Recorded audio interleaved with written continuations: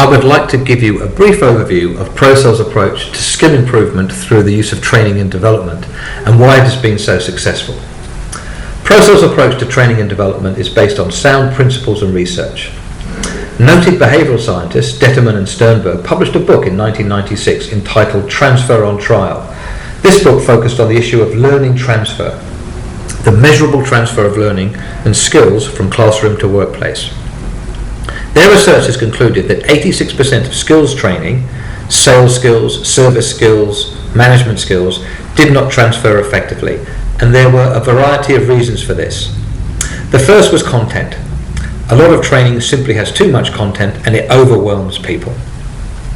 If you consider that good coaching is about focusing on one or two principles or skills at most, and only moving on when the individual has grasped them, then consider the training that we've all been through, with hundreds of slides and hundreds of things to do on each slide.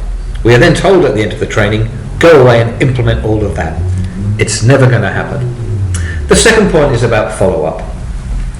If people felt there was no follow-up, then they were very passive in their acceptance of the training they received and felt they had no obligation to get to grips with and try new skills. The next point is around near and far learning. Far learning means completing exercises or covering principles which are broad and generic. Near learning means practicing the specific things you're being asked to do in your job. Detterman and Sternberg's work concluded that people found it very difficult to take far learning principles and apply them to the workplace, whereas near learning had far better application. The next point is around consequence. This is linked to follow-up, and if there is no consequence at all to individuals, whether the new skills are applied or not, then people quickly revert to old practices. The next point is around the quality of training. Good training is a process that allows people to practice and develop skills, and good training is a process whereby people prove to themselves and to the trainer that they can now do things better than they could before. Poor training is simply a long presentation. It is commonly understood that people develop skills through one primary mechanism, practice and feedback.